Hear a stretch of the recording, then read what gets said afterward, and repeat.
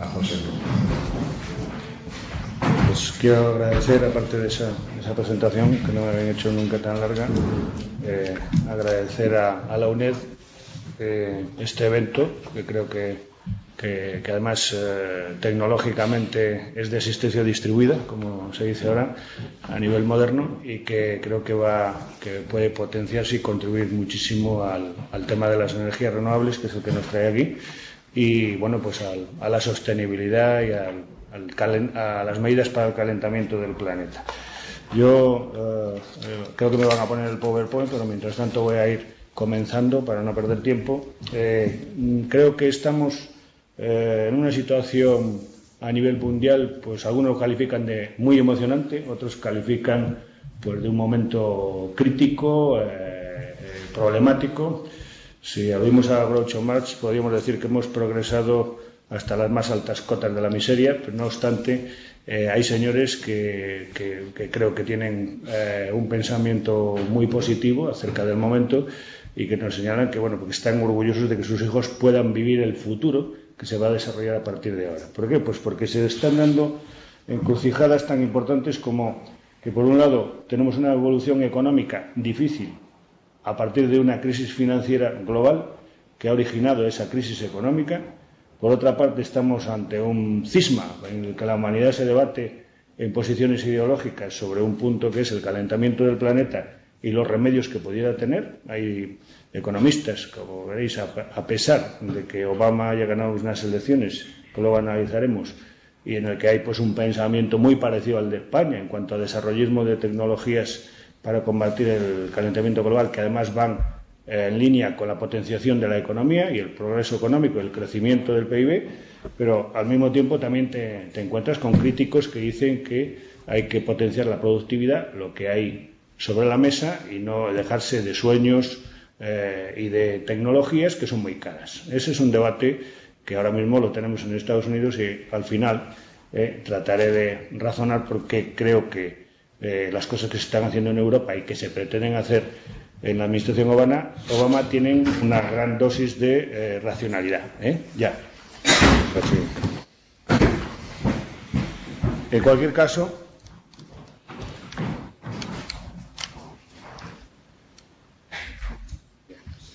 estamos hablando de un debate en este nuevo escenario muy importante que se da a los dos lados del Atlántico y que va a arrastrar al resto de los países a nivel mundial.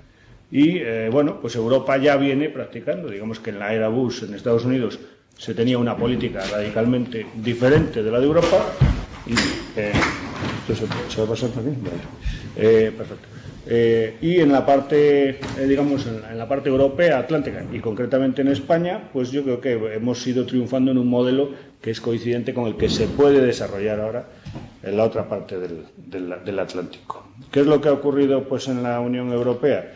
Pues que bueno, pues se han dado cuenta de que podíamos entrar, como decía antes, en la reducción de gases de efecto invernadero como objetivo central de energía y de cambio climático, por aquello del calentamiento del planeta, que es un tema, digamos, de la humanidad, y bueno, pues eso lo que origina fundamentalmente pues son mejoras del PIB global, es decir, que es más importante el coste de la inacción, que es un 5 o 20% del PIB global, que el coste de la Unión Europea para 2030, digamos, basado en el informe Stern, que nos daría unas posibilidades de mejora de la riqueza siempre que vayamos en esa dirección de reducción de emisiones y que tiene unas implicaciones muy importantes en cuanto a la utilización de combustibles y en cuanto a los mercados energéticos y por ende, cuando estamos ahora mismo en una crisis industrial y en una crisis financiera, pues en todo un escenario nuevo para el mundo en cuanto al desarrollo de la economía,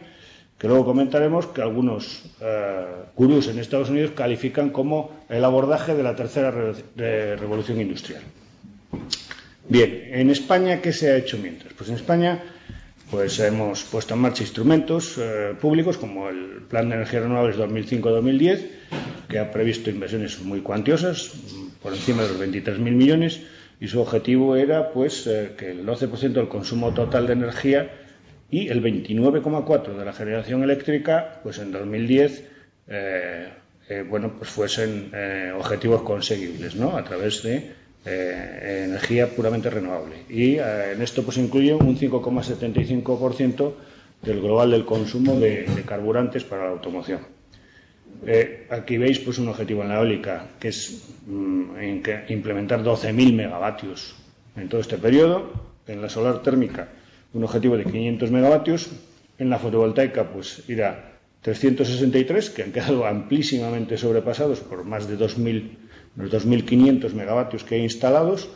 Y bueno, en la biomasa pues es una asignatura pues pendiente por las complicaciones que podremos ver ahora, a pesar de ser pues una de las tecnologías más interesantes. En el año 2008, y estos son noticias del ministro de ahora en Chicago en la feria, pues las renovables en España aportaron ya el 20,5% de la energía neta de España, eléctrica. Se han creado 175.000 puestos de trabajo, se exporta a 70 países, el valor de la exportación es muy importante porque estamos hablando de 8.500 megavatios, son de diferentes tecnologías, pero estamos hablando de más de 10.000 millones de euros de exportación. Somos el primer inversor en renovables en Estados Unidos, donde el mercado siempre difícil para nosotros, hasta para el vino.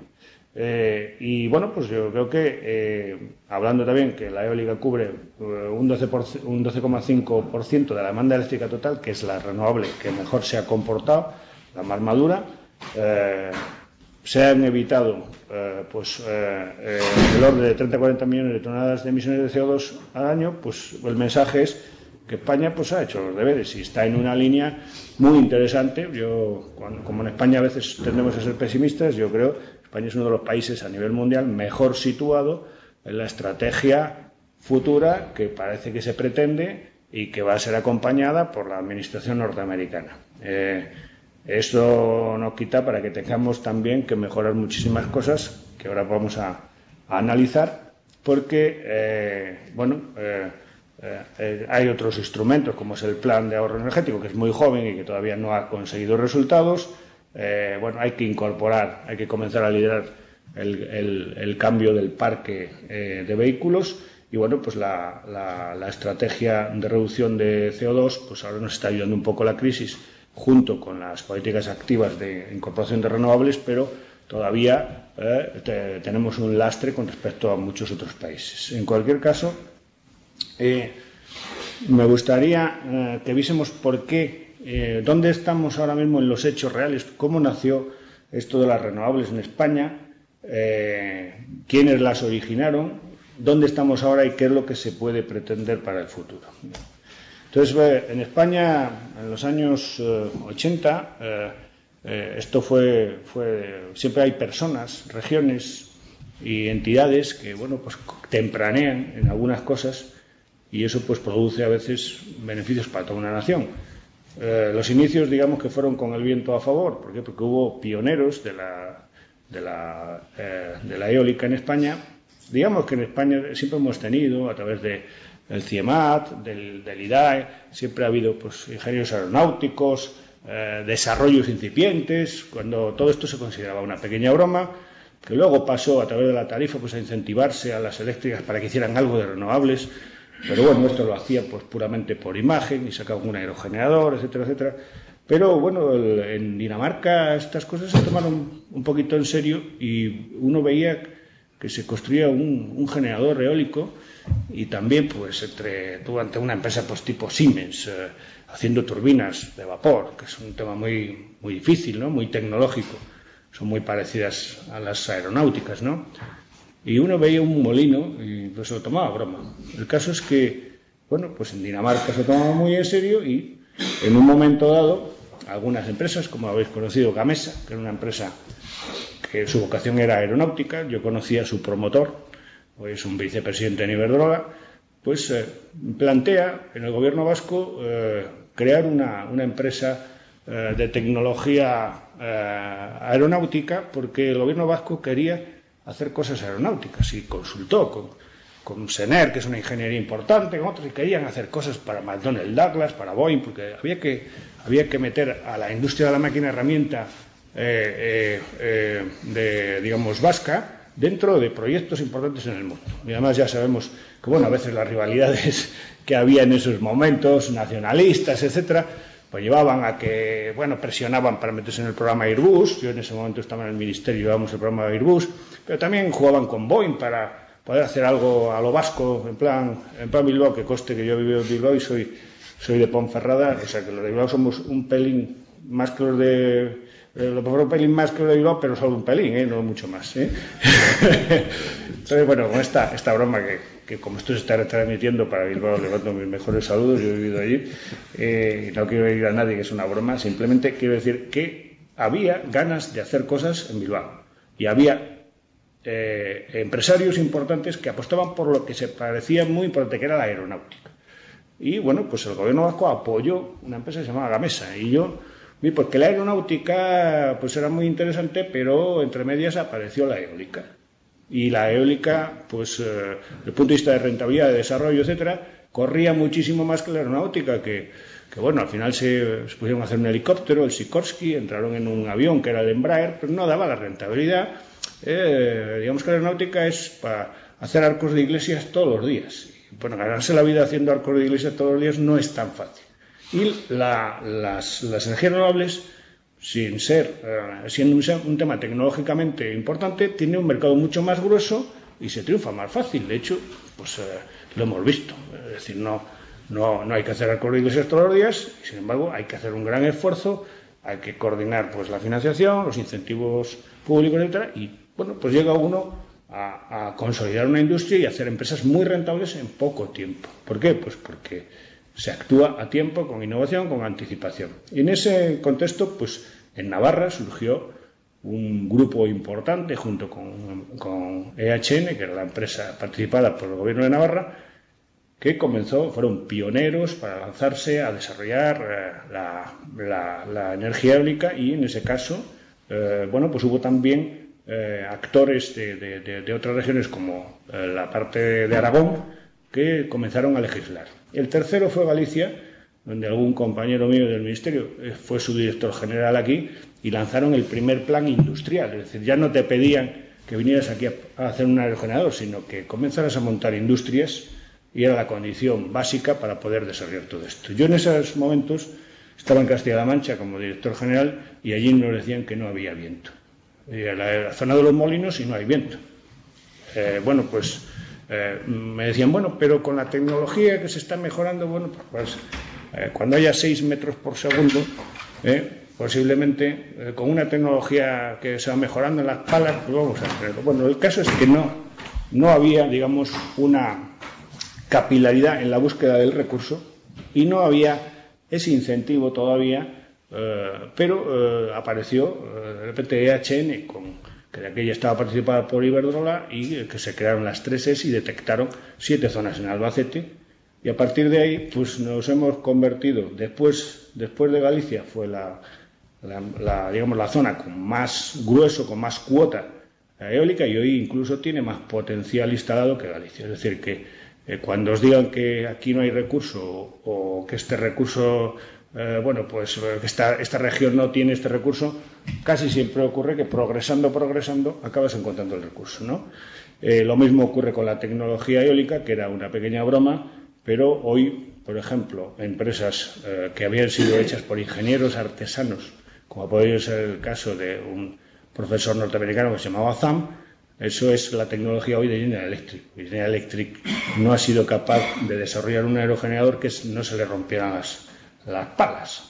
Lo mismo ha ocurrido pues con otro tipo de empresas como Siemens, que ha tenido que comprar otra tecnología que se llamaba Bonus, que estaba en el mercado. Digamos que es alta ingeniería y artesanía llevada a las renovables. ¿Y eso qué es? Pues eso comenzó en Dinamarca, se trasladó a España, se comienza en el norte, Navarra, luego Galicia, Castilla-La Mancha, y ahora pues somos un poco todos. Aragón fue uno de los actores importantes, y bueno, pues eso nos ha hecho que hoy seamos el país, el tercero en el mundo en potencia instalada, y uno de los líderes en cuanto a empresas, etcétera, etcétera. La eólica ha hecho que despegaran muchos otros sectores, muchas otras tecnologías de las que estamos hablando ahora mismo, y que ya comienzan a ser también actualidad, porque si decíamos que primero sopló el viento y luego pues lució el sol en España. Posiblemente en la fotovoltaica lució demasiado el sol y nos quemamos un poquito, nos pasamos.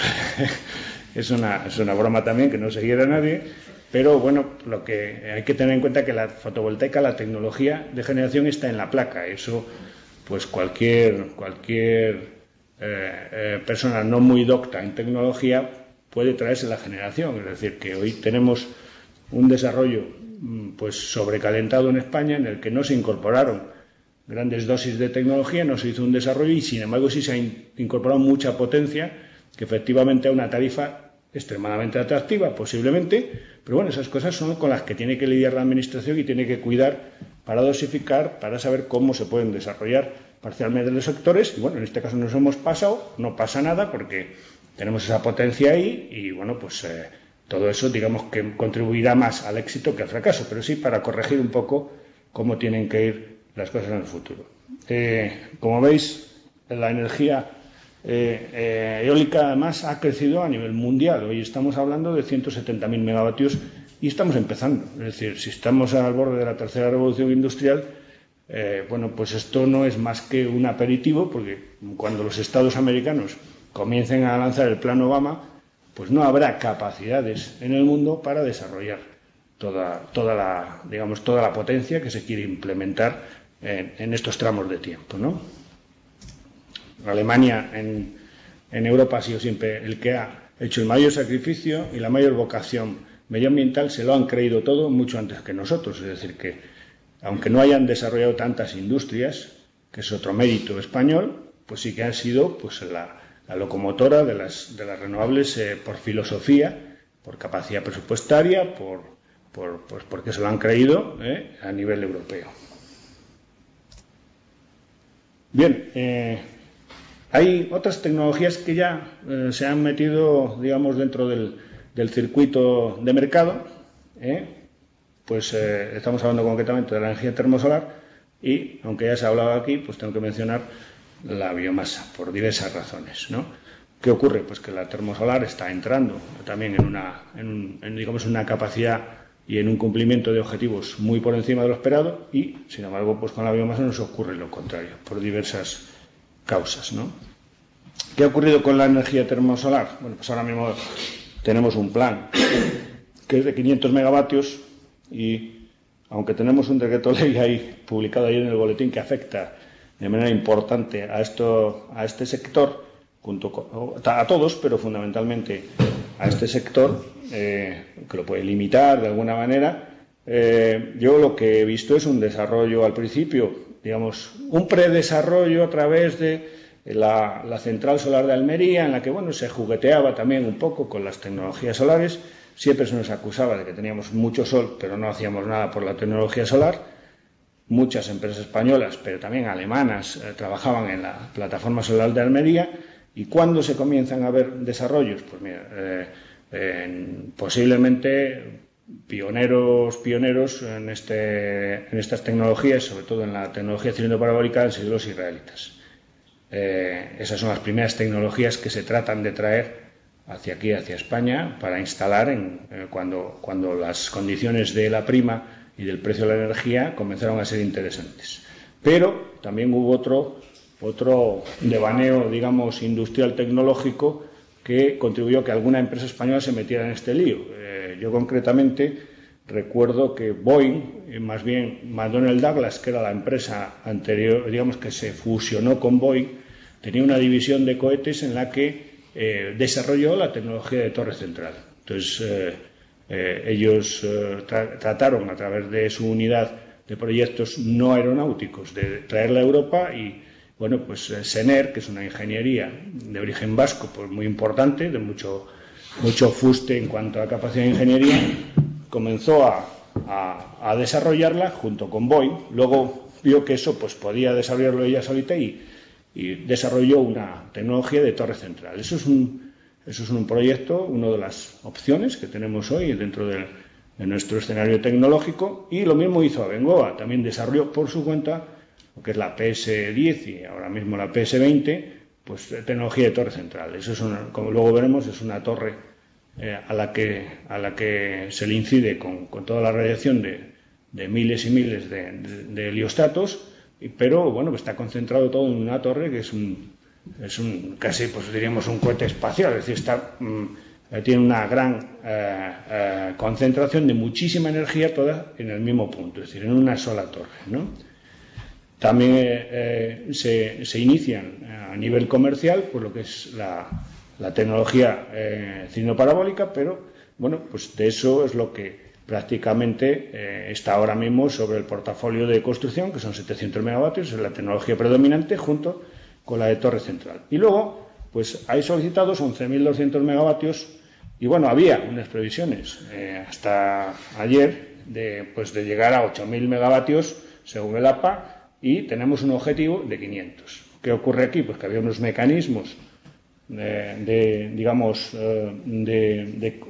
para proceder a captar esta tarifa mediante una serie de tramitaciones y actuaciones, y esto ha cambiado con el decreto de ayer, y vamos a ver pues cuál es su incidencia en el desarrollo de estos megavatios, ¿no?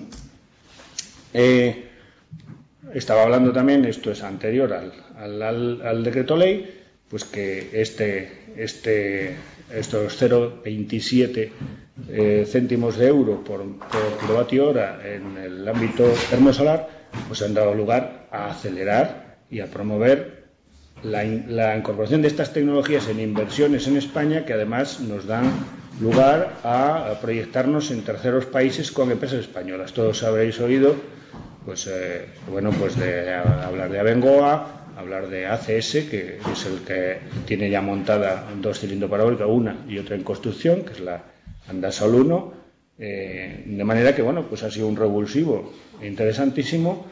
Han funcionado los mecanismos para que seamos otra vez también en otra tecnología líderes, por lo menos en inversión. Ya veremos a ver lo de la tecnología, lo vamos a comentar luego. ¿Cuáles son las tecnologías que están por ahí pululeando ahora mismo? Bueno, pues hemos hablado de las cilindro parabólicas. Estas funcionan como tienen lo que es la apertura para la captación solar, es una parábola que en el centro lleva un tubo de vidrio, el cual lleva un aceite térmico. Entonces, bueno, pues todos los rayos inciden en el tubo y a partir de ahí pues es un ciclo de los que os han explicado en anteriores conferencias, un ciclo Rankine, se calienta el vapor y bueno, las expansiones en turbina, generador, etcétera, etcétera. Bien, bueno, estas centrales normalmente requieren de casi 200 a 250 hectáreas, requieren una cantidad considerable de agua para refrigeración, no entra en rentabilidad, por lo menos hasta ahora, el aerocondensador, que es refrigerar con aire, que le estás chupando la energía a la expansión de la turbina. Y bueno, pues tienen unas limitaciones, pero son las que tienen la tecnología pues más estable, asegurada, los que los bancos están acostumbrados a financiar, etcétera, etcétera. Las de torre central, como vimos, son dos experiencias bastante serias de dos empresas españolas por ahora, y bueno, pues también están evaluando costes, etcétera, etcétera, pero andan por ahí en cuanto a niveles de costes, que lo veremos. Los discos parabólicos pues son modulares y tienen un motor Stirling en el foco, y bueno, pues son de 25 kilovatios fundamentalmente, y también es otra actuación que vino pues de la mano de la aeronáutica, de McDonnell Douglas, y el problema está en que los motores Stirling pues nadie ha sido capaz de desarrollarlos en serie, montar una fábrica. Yo estuve en los comienzos con McDonnell Douglas cuando trataba de plantear un plan de negocio en el que lo primero es una fábrica para que el motor Stirling se haga en serie y tenga un coste razonable. Pues esto no dejan de ser centrales de 25 kilovatios, o sea, cada parábola que veis aquí, cada motor que está en el foco, que es donde se recogen los rayos de sol, y ese foco pues es el que hace mover el motor, pues es una unidad autónoma.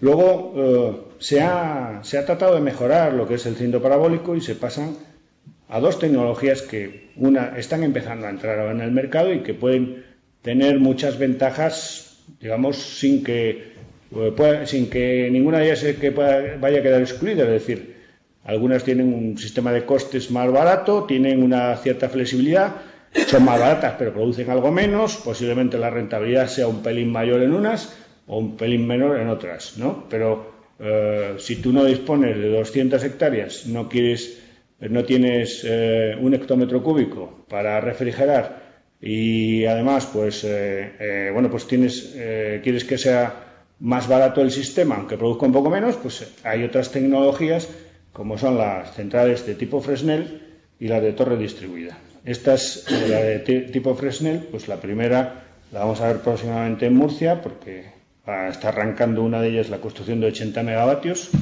una empresa que se llama Tubosol, y la de torre distribuida, pues es una empresa norteamericana que se llama iSolar, que ahora comentaremos, que creemos que aporta una novedad interesantísima en cuanto a la tecnología. ¿Qué inversiones se requieren? Bueno, pues normalmente un cilindro parabólico, lo que es la propia central son unos 260 millones de euros y luego varía, ahora se está acompañando de sistemas de almacenamiento para poder dar pues 6 o 7 horas digamos de generación sin que tengas que interrumpir. Lo que antes nos comentaba Salvador de la problemática, la ventaja que tiene la biomasa de sus 8.000 horas con respecto al tema solar es que bueno, pues si eres capaz de almacenar con una tecnología u otra, hay varias tecnologías que están en concurrencia ahora mismo, estás haciendo gestionable el sistema. Es decir, que puedes responder digamos, a la demanda de la red mediante órdenes, etcétera, etcétera, y lo que llamamos en España es el sistema gestionable. Aparte de eso, pues si los mecanismos de mercado a futuro siguen como son, es decir, sigue subiendo, como siempre ha sido a nivel secular, los precios de la energía y las primas se van bajando y por otro lado pues los precios de mercado tienen unos momentos en los que son mucho más lucrativos que otros, pues esa gestionabilidad redunda evidentemente en la rentabilidad del sistema, ¿no? Del sistema que estés implementando en ese momento, ¿no? En el caso de la torre distribuida, por ahora lo que hemos visto es lo más económico desde el punto de vista de coste por kilovatio instalado. De alguna manera el vatio aquí viene a salir a unos 2,80 euros. En la Fresnel está cerca de entre 3 y pico, ya cerca de 4, y en las demás está hablando de 5 y con sistema de almacenamiento de 6. Eso es un poco digamos los diferentes tipos de costes que se están visualizando en las diferentes tecnologías. Esta tecnología de iSolar, que ahora mismo tiene esta planta en California ya en pruebas, como veis, persigue no solamente una flexibilidad, un menor coste, menos utilización de agua, sino que esto que veis aquí son torres como las torres eólicas, es decir, es el mismo fuste de una torre eólica, y en lo que veis en la parte de arriba, que podría ser un poco por la parte del aerogenerador, ahí lo que lleva es una caldera. Y en las zonas norte y sur tiene un tramo de concentración a norte, un tramo de concentración a sur y 200.000 espejos.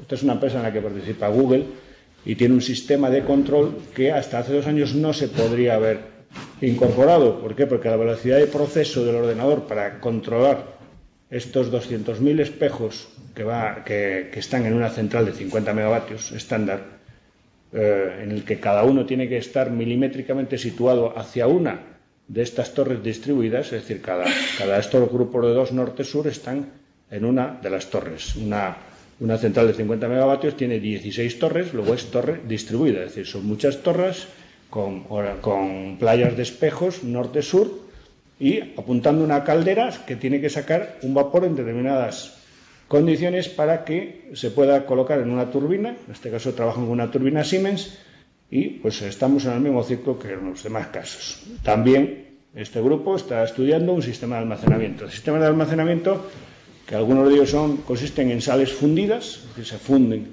las sales de manera que esa energía de cambio de estado pues la puedas recuperar para las horas de almacenamiento. En este caso Sener está haciendo una central con sales fundidas ya en España, y luego pues hay otras que es almacenamiento con hormigón, aislamiento con hormigón, e incluso hay otra tecnología que son ultracondensadores, que lo que almacenan ya es la energía eléctrica en unas 5 horas aproximadamente. todo esto va a progresar mucho en el futuro. Este es un poco el esquema que os había comentado de cómo funciona el sistema de isolar de torre distribuida. Bien, y esto digamos que nos da la idea de que las energías termosolares se están peleando entre ellas. O sea que hemos hecho también un pequeño juego interesante de competición primero, para que nuestras empresas estén preparadas para poder implementar en España, en nuestro sistema energético, y poder exportar y colocarse en el extranjero con conocimiento de la inversión y con su equipo de ingeniería adiestrado para poder proporcionar también pues las bondades de la capacidad de generar cuota exterior a España, ¿no? Entonces creo que ahí se ha hecho más o menos los deberes y ahora están pegándose unas tecnologías con las otras que ya hemos creado, digamos, el primer escenario se ha cumplido. Y en la biomasa, pues bueno, no me voy a extender mucho, ya se ha hablado en este caso por los anteriores ponentes, pero bueno, pues es una asignatura pendiente.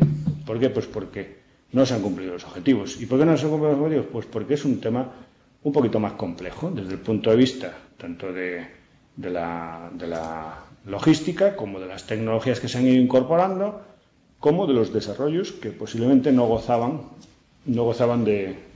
bueno, pues del conocimiento, algunos de los promotores de qué tecnologías tenían que utilizar. Ha habido fracasos del propio gobierno, que yo creo que ha puesto una tarifa escasa, no escalada tampoco, es decir, no de acuerdo a un desarrollo como ha ocurrido con las demás tecnologías, que incentivara cada segmento de la actividad de una manera y que escalara las potencias de desarrollo también de una manera bueno, pues que los recursos económicos y las empresas se lanzaran al desarrollo. Y bueno, pues la demanda pues sigue siendo un poco spot, pero se está calentando, se está generando mucho conocimiento para algo que yo creo que explotará en su momento. Aquí, como veis, pues estamos en la parte de abajo, es decir, como el mejor escenario de cumplimiento del plan en 2010, de unos 500 megavatios aproximadamente, cuando bueno, se hablaba de 1.600 hasta 3.000 como hipótesis de trabajo en la biomasa, tanto sumando lo que es la generación eléctrica como el tema del calor, ¿no? ¿Qué frenos ha tenido? Bueno, pues son aspectos, por un lado, del conjunto de tecnologías que comentaba antes. En la aplicación industrial, pues en algunos casos se han utilizado combustibles y no había un conocimiento industrial de ellos. Por otra parte, la estructura empresarial no se ha ido conformando, se empieza a conformar ahora, en la que bueno, pues empresas de combustibles se asocian con tecnólogos, se crea una cadena de combustible suficiente, no se va a un proyecto aislado, bueno, comienza a haber también bueno, pues un conocimiento mayor de cuáles son los rendimientos de las tecnologías y bueno, pues se va creando una masa crítica mucho más interesante que puede devenir en un desarrollo mucho más eficaz, ¿no? Es verdad también que bueno, pues tenemos que ver cuáles son los umbrales de potencia y qué tecnologías disponemos. O bien apoyas con las tarifas en las potencias más pequeñas, que es más difícil obtener rendimiento, apoyas con una sobretarifa, o hacemos un desarrollo tecnológico y esperamos a que haya un desarrollo tecnológico que tenga para esos incentivos pues tenga una rentabilidad adecuada. Y ese es uno de los objetivos que tiene Combustion Biomass también en este sentido, junto con el CIS y con la Universidad de Jaén, que están desarrollando un proyecto para mejorar la rentabilidad de una planta de 2 megavatios y que esperamos que pueda aprovecharse aquí en Galicia y tener una planta de demostración. Ya se ha comentado por las ventajas de las renovables con respecto a, digamos, de otras renovables, de la biomasa con respecto a otras renovables, y también hemos hablado del concepto bioblock, que va un poco en la línea de, bueno, pues de reducir costes, de mejorar, digamos, en las dimensiones más pequeñas de potencia los rendimientos, y eso daría lugar a que con pocas toneladas en radios de acciones distribuidos se pudiera rentabilizar y se pudiera hacer viable la extracción de biomasa, la captación de combustible y el desarrollo rural, que es importante en este caso, ¿no? Hay otras tecnologías que también están por ahí. Ahora mismo va a haber una explosión en el tema offshore. Es decir, la experiencia que que ha venido desarrollándose en el tema de tierra ha hecho que empresas con fuste tecnológico o industrial español se vayan a lanzar, sobre todo en Estados Unidos y aquí en España, aunque vamos un poco más retrasados en la legislación offshore que, por ejemplo, el caso británico, en desarrollar toda una invasión en un terreno que puede dar una gran carga energética eléctrica a la demanda de todos los países, que es el offshore. Y en este caso, pues también tenemos muchas novedades tecnológicas, como por ejemplo hay que tener en cuenta que el recurso del viento en el mar es mucho más importante y es mucho más laminar, es decir, que se aprovecha muchísimo, pero la inversión que hay ahora mismo que acometer es mucho mayor, porque las cimentaciones, los pilotajes dentro del mar, pues solo se pueden hacer en zonas pues no muy profundas, es decir, de unos 10 o 12 metros de calado, y bueno, pues están implementando otro tipo de tecnologías que son mucho más atrevidas y que pueden dar lugar a otro revulsivo, a romper y a generar potencias que no se habían pensado en generación dentro del estamento marino. Concretamente, cuando hay zonas muy profundas, lo que se está tratando de desarrollar es una cimentación flotante, que se llama, que es como, por así decir, un bloque hueco de hormigón que lleva unos cables con unos muertos hasta el fondo. Eso, como está flotando por debajo de las olas y de las corrientes, no produce un exceso, digamos, de movimiento colateral o de inestabilidad, digamos, hacia el generador. Y en esas cimentaciones flotantes se están intentando colocar elementos que por la parte de arriba aprovechen el movimiento de las olas y por la parte de abajo las corrientes marinas, que eso ya es mucho aprovechar, pero bueno, también hay muchas esperanzas puestas, porque hay zonas que son de olas, zonas que son de corrientes. Entonces, el incorporar a 5 metros por debajo del nivel del mar un barril, digamos, un barril de hormigón, y colocarle pues unas membranas como las que hay ahora mismo, como las que Iberdrola ha colocado para el tema de las olas en Santander, no es un tema difícil, y hay gente que va a apostar muy fuerte porque se puede meter debajo del agua sin que nadie se entere una gran cantidad de cimentaciones flotantes de ese tipo y colocarle un nivel de potencia bastante alto. Pero bueno, estos son desarrollos, como se dicen por ahí, visiones de desarrollos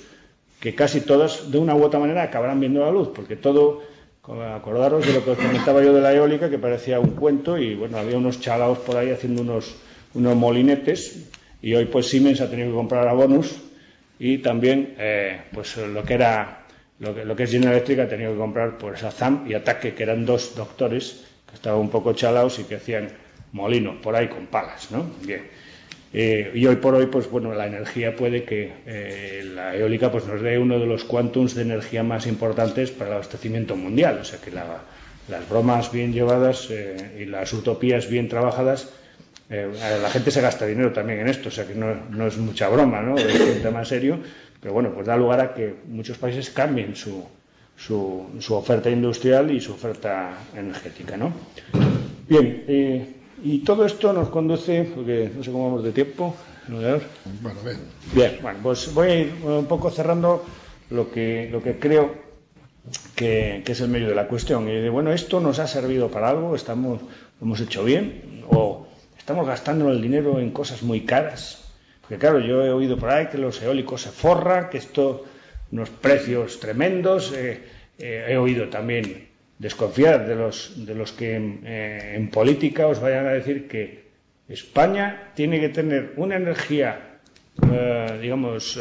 mucha energía y barata. Pues no, eso no existe. Es decir, que tú lo que tienes es que posicionarte estratégicamente para saber dónde vas a conseguir la mayor competitividad, dónde vas a conseguir la mayor ventaja como país de innovación y dónde vas a abastecer mejor tu sistema energético, ¿no? Entonces esto, pues hay mucha controversia. De hecho, pues esto es un poco, digamos, en lo que se quiere convertir Estados Unidos ahora mismo. O sea, lo que nosotros hemos lanzado y donde nosotros nos hemos medio consolidado es la estrategia que quiere empezar desde cero Estados Unidos, pero a nivel total, ¿no? Y dice, bueno, ¿y merece la pena o no? Y ya viene un discurso y un debate entre economistas, entre desarrollistas, visionarios, gurús. Entonces ya se empieza a cuestionar todo. Y bueno, porque hay otras tecnologías que no os he comentado, pero que en Estados Unidos también van a tomar un gran protagonismo y que nosotros además estamos trabajando en España muy bien, como es, no hay que olvidar que el carbón es la tercera parte de las reservas energéticas primarias que tenemos. Entonces, también se habla del carbón limpio. Claro, el carbón limpio es mediante secuestro de CO2, y eso, pues, eso es carísimo, es una cosa muy cara. Muy bien. Como os comentaba antes, las cuentas que hace la Unión Europea es, yo gano riqueza, gano PIB, rebajando las emisiones. Luego, entonces, las cuentas hay que hacerlas globales. No te puedes hacer una cuenta, decir, no, eso sale más caro ahora, ¿no? ¿Va a salir más caro después o no? Porque hay que hacer un desarrollo país o un desarrollo mundial, porque estamos hablando de la humanidad y de no calentar el planeta. Entonces, ¿dónde empieza la discusión? Porque si vamos a la productividad a corto plazo, pues no va a ganar el señor Samuelson, que traigo aquí 2 artículos que le está disparando al señor Obama todos los días. Pero estos son del mundo de este domingo y del mundo del otro domingo. Entonces, los argumentos que él esgrime creo que bueno, pues son perfectamente discutibles, aunque todo el mundo tiene parte de razón, pero bueno, pues que yo creo que son perfectamente rebatibles si uno tiene una mirada puesta en el medio y largo plazo. Si la tiene puesta en lo que pase hoy y lo que pase dentro de un rato o lo que pase mañana, pues evidentemente puede que haya muchos que tengan más razón que los que eligen un modelo, ¿no? Bien, ¿y qué es lo que ocurre en los mercados eléctricos puramente? Y aquí estoy recogiendo pues unas ideas que no son mías, son de Miguel Ángel Aseras, que es el director general de Intermon y Energía, el cual ha recogido algunas ideas pues de algunos señores de Harvard, etcétera, de cómo se comportan los mercados normalmente. Y os voy a enseñar un gráfico de lo que ha ocurrido en España en el desarrollo de las energías históricamente. Bueno, al principio pues teníamos la energía hidráulica, y en cada tramo ha habido que ir adaptando inversiones de diferentes tecnologías, pero todo era provocado porque se detecta una escasez futura y es la escasez eso porque hay una demanda muy alta y con los recursos de combustible que tienes ahora se te queda corto, o porque realmente pues ese combustible empieza a escasear realmente las reservas, ¿no? Bien, como veis, casi todas las inversiones han ido variando en décadas. Entonces, el primero que se incorpora después de la hidráulica es el tema de las térmicas de fuel. Luego tiene que entrar el carbón cuando empieza la crisis del petróleo. Luego se le incorpora también la energía nuclear. Luego resulta que nos pasamos, hay una depresión y nos sobra energía y hay una moratoria nuclear y se recorta un poco esa inversión, pero esos son siempre ciclos que luego vuelven a expansionar. También sabéis que la nuclear pues tiene otros problemas sociológicamente hablando de implantación y volvemos. Entonces se divisa cuando comienzan a liberalizarse los mercados y sobre todo en Inglaterra, que siempre es la primera que liberaliza todo y nos enseña a todos. Pues también tecnológicamente sale una cosa que es el ciclo combinado de gas. Y dice, hombre, hay una cosa que se llama el gas natural. Contamina menos, es muy limpio, y hay una cosa que se llama ciclo combinado, que llega a rendimientos muy por encima de los que Salvador y César os han contado, que llega pues, a un 55% y es más o menos barato. El problema es cuando el input empieza a encarecerse y, por supuesto, se empieza a encarecer, está en manos de quien está y dice, hombre, pues yo ya no me fío. Y entonces esa capacidad se empieza a infrautilizar porque no, hay que ir a otra cosa. Y entonces, por mor de que esa visión y por otras cosas que son los incentivos, porque el Estado puede ser convergente con esas cosas, pues se comienza a desarrollar el régimen especial, que es la zona en azul, que si seguimos, pues veréis que es la que va a inundar prácticamente todo. Luego, y entonces aquí nuestro amigo Miguel Ángel Aseras se refiere a Sir William Hogan, director del Electricity Group de la Universidad de Harvard, y considera que la gente se pone a discutir normalmente de precios y de costes marginales. Porque es en la teoría económica, dices, hombre, el precio y el coste marginal, y eso me da la relación de la maximización del beneficio, ¿no?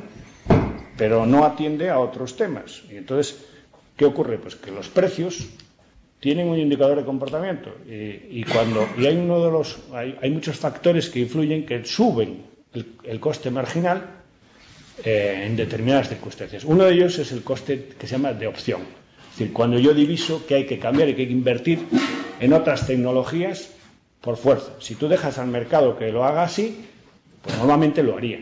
¿Qué ocurre? Que las empresas no se la juegan a muy, muy largo plazo. Es decir, las empresas buscan, oye, pues veo que esto es por aquí, ya veo que aquí el gas está muy caro, esto persiste, y la inversión hay que hacerla a largo plazo. Por eso se justifica la intervención del Estado. Es decir, igual que los grandes programas nucleares o del espacio, si no está el Estado, nadie va a asumir ese riesgo, porque, oye, si hay que subir a la Luna y no acabo subiendo, pues mira, no, yo no me voy a meter en eso. Se tiene que meter o hay una intervención del Estado en concierto con una compañía y le apoya, o me cubren el riesgo, o me dan, bueno, de alguna manera hay una intervención mixta entre el Estado y los agentes empresariales, que es lo que funciona, ¿no? Entonces aquí mi razonamiento es que estamos en ese engranaje ahora mismo. Estamos pues divisando que el combustible renovable es más barato, hay que ejercer la sostenibilidad para administrar ese tipo de combustible. El tema está en el desarrollo tecnológico y en la masa crítica que puedas obtener para poder abaratar las amortizaciones de equipos. Si estamos al borde de la tercera revolución industrial, que ahora os comentaré cómo la interpretan en Estados Unidos algunos, quiere decir que esto va a ser masivo, luego el abaratamiento del equipamiento puede ser así, luego estarías teóricamente en una senda en la que estás divisando una oportunidad tecnológica, una escasez de los recursos fósiles, y evidentemente estás trabajando para poder lograr ese objetivo, que es desarrollar un sistema diversificado al menos, que pueda convivir con los fósiles y que al mismo tiempo tenga ventajas competitivas futuras, tanto para el país cuando trabajas como estrategia de Estado, para la empresa cuando trabaja como empresa, o para la humanidad cuando dices que hay que evitar el calentamiento del planeta y no se puede emitir tanto CO2 a la atmósfera, ¿no? Entonces, en este contexto, para mí está justificado que las primas existan. ¿Por qué? Porque la empresa incorporaría a precios todos esos costes si viera la oportunidad de hacerlo, pero la empresa tardaría en hacerlo, y tú así acortas los espacios, tú mejoras las rentabilidades de las empresas, atenúas el riesgo empresarial y, sin embargo, estás logrando un objetivo innovador de Estado, ¿no? Bien, hombre, esto es lo que en dos títulos que he visto del señor Samuelson, que es una autoridad, una es crear aceptación para la economía verde y otra el espejismo económico de Obama, pues que son de reciente publicación, señala que, bueno, pues que esto es un error, porque el mundo hoy por hoy se concibe en producir más por menos, no en subir precios en las energías. Luego, yo ese razonamiento no lo puedo, digamos, interpretar si atiendo al razonamiento que os he hecho ahora de detectar la oportunidad de mercado a medio y largo plazo. Por otra parte, dice que, bueno, que aquí se está pintando todo un mundo de ilusión.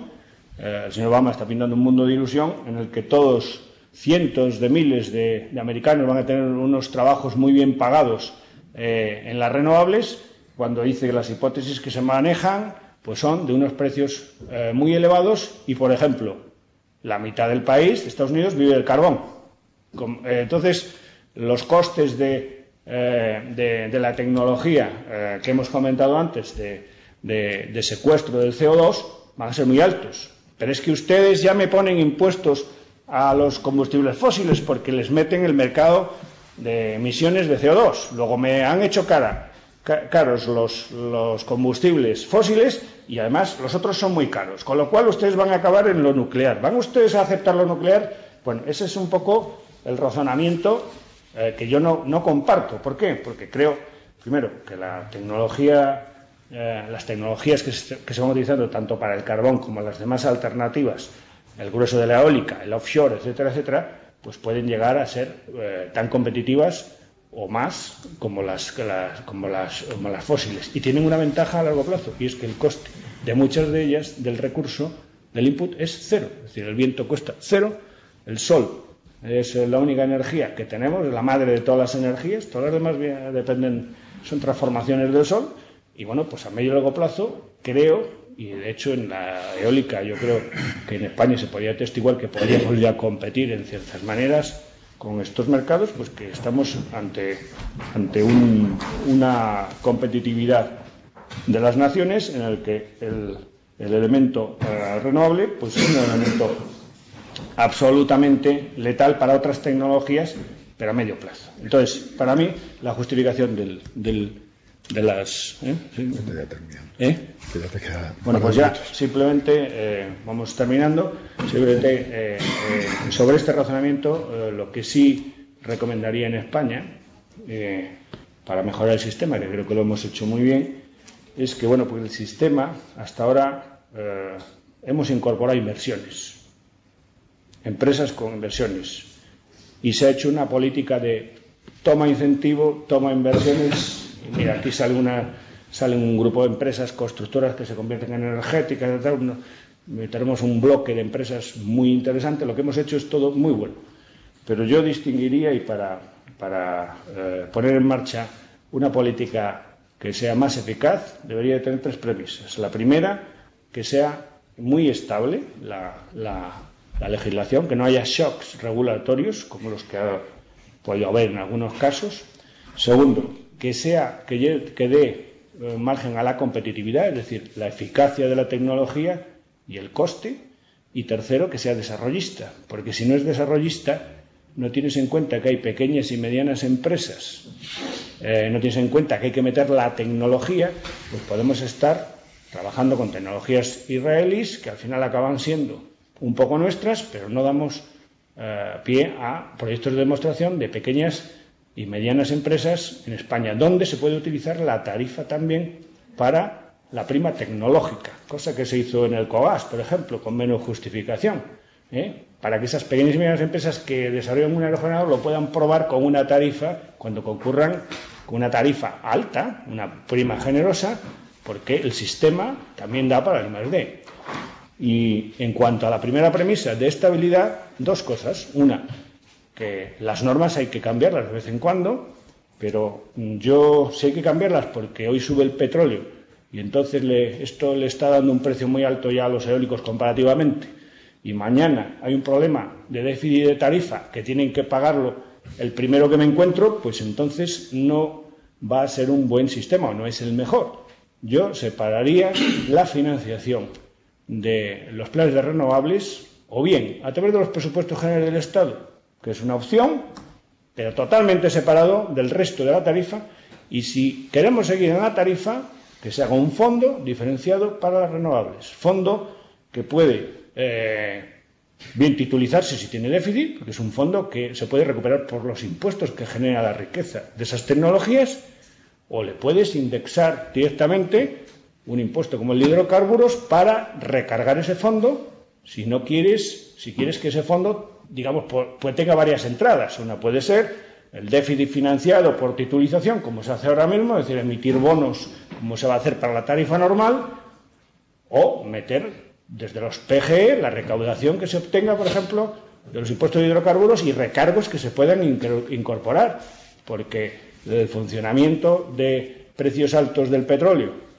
con desarrollos renovables pues tiene una cierta, digamos, sincronía que habría que tener en cuenta.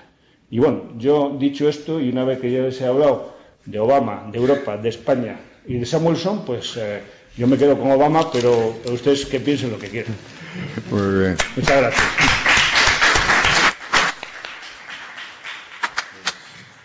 Muchas gracias.